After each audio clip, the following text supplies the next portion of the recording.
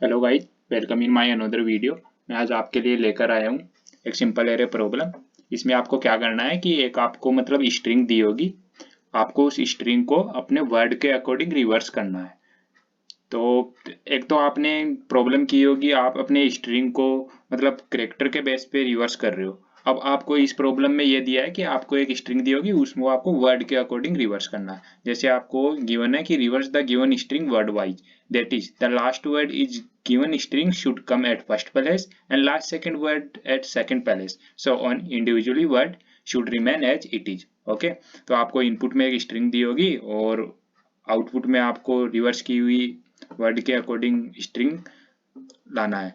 और 10⁻7 साइज का हमारे को एक इनपुट स्ट्रिंग एरे दिया हुआ है। ठीक है, जैसे सैंपल इनपुट में देखिए, आपको एक स्ट्रिंग दी हुई है वेलकम टू कोडिंग निंजा। तो आप अगर करेक्टर वाइज इसका रिवर्स करोगे तो आपको क्या मिलेगा, निंजा पहले उल्टा लिखा हुआ मिलेगा, फिर कोडिंग उल्टा लिखा हुआ मिलेगा, फिर टू उल्टा लिखा हुआ, ऐसे मिला हो। बस अगर आप इसको वर्ड के अकॉर्डिंग रिवर्स करना चाहते हो तो वर्ड के अकॉर्डिंग क्या, निंजा मतलब निंजा लास्ट था तो निंजा पहले आ गया, कोडिंग सेकंड लास्ट था तो ये सेकंड नंबर पे आ गया। तो इस अप्रोच को हम कैसे करेंगे, जैसे आपने करेक्टर वाइज मतलब रिवर्स तो किया है, तो जैसे वेलकम टू कोडिंग निंजा, ठीक है, तो जब मैं इसको करेक्टर वाइज करूंगा तो निंजा स्टार्टिंग में उल्टा लिख जाएगा, कोडिंग उल्टा लिख जाएगा, टू उल्टा लिख जाएगा, वेलकम उल्टा लिख जाएगा।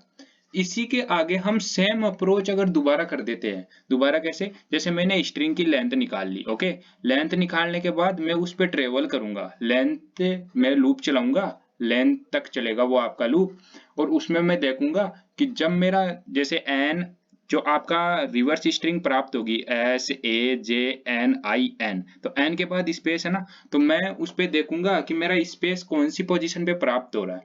अब जैसे मेरा स्पेस छठवीं पोजीशन पे प्राप्त हो रहा है तो मैं क्या करूंगा, दो वेरिएबल लेके छठवीं पोजीशन तक आपस में इंटरचेंज करके इसको रिवर्स कर दूंगा, मतलब SAJNIN को निंजा बना दूंगा।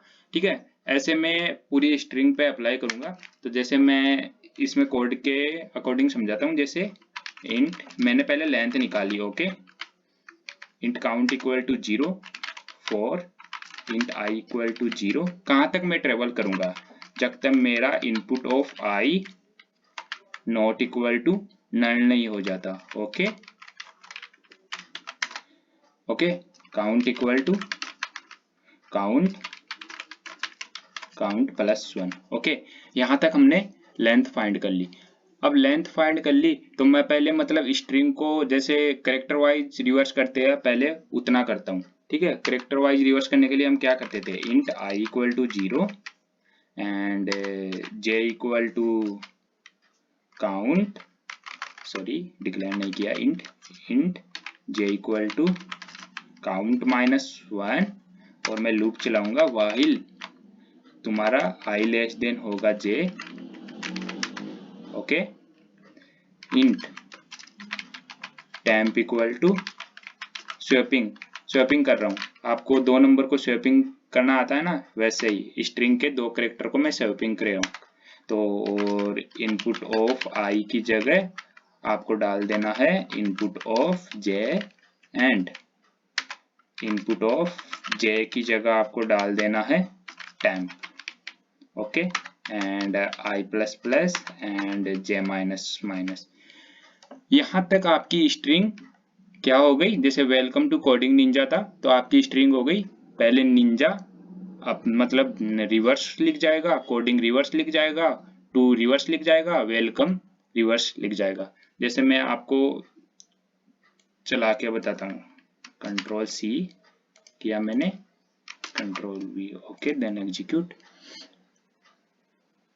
सी आउटपुट क्या आना चाहिए, ninjas coding to welcome, but हमने अभी तक तो इसको करेक्टर वाइज रिवर्स किया है, तो निंजा पहले रिवर्स लिख गया, कोडिंग रिवर्स लिख गया, टू रिवर्स लिख गया, वेलकम रिवर्स लिख दिया। तो अब जो हम सेम काम किए वो काम हम एक बार और अप्लाई करेंगे, बट वो कैसे, जैसे मैंने मेरा आउटपुट में आ रहा है SAJNIN, तो एन के बाद मुझे स्पेस मिल गया ना, तो यहां तक पहले मैं इंडिविजुअल रिवर्स कर दूंगा, फिर जो आगे का वर्ड है उसको इंडिविजुअली रिवर्स कर दूंगा, ऐसे मैं करते जाऊंगा। तो इसके लिए मैं क्या करूंगा, int p equal to 0, okay, और मैं एक लूप लगाऊंगा for int i equal to 0, i less than, जो कहाँ तक चलेगा आपका काउंट तक, okay, and i plus plus. यहाँ तक क्लियर? यहाँ तक मैं चेक करूंगा कि मेरे को स्ट्रिंग, जो मेरा स्ट्रिंग का जैसे ये निंजा है, मतलब रिवर्स में निंजा वाला, वो कहाँ फिनिश हो रहा है, कौन से करेक्टर पे फिनिश हो रहा है। तो मैं चेक करूंगा इनपुट ऑफ, सॉरी चेक के लिए इफ कंडीशन लगाता हूँ, इनपुट ऑफ आई अगर मेरा इक्वल टू नल है, और input of I equal to space है। यहाँ तक क्लियर? यहाँ तक होने के बाद मैं क्या करूंगा, जैसे मेरा ये हुआ, मैंने चेक किया कि input of I equal to या तो नल होगा या input of I equal to space होगा। तो जब मैं फर्स्ट चेक करूंगा तो ये होगा नहीं, तो मैं क्या करूंगा, int q equal to I minus 1। जैसे मेरे को i की 6 पोजीशन पे मिल गया, तो मैं 5 तक एक मतलब लूप लगाऊंगा, जैसे while मेरा p लेस देन q, यहां तक लूप चलेगा ना मेरा। जैसे p की वैल्यू 0 है, q की, जैसे मेरे को i की 6 पोजीशन पे मुझे मिला, ठीक है, कि हाँ यहाँ पे स्पेस आ गया, तो मैं q की वैल्यू क्या हो गई 5, तो मैं एक लूप चलाऊंगा 0 से 5 तक, और मैं आपस में इंटरचेंज कर दूंगा। सेम जैसे मैंने ऊपर स्वैप किया है, सेम स्वैप नीचे करूंगा, int temp equal to input of p, okay, and input of p equal to input of q, and input of q की जगह डाल दूंगा temp। यहाँ तक कंप्लीट। यहाँ तक कंप्लीट होने के बाद मैं p को प्लस प्लस करूंगा और q को माइनस माइनस करूंगा, ओके।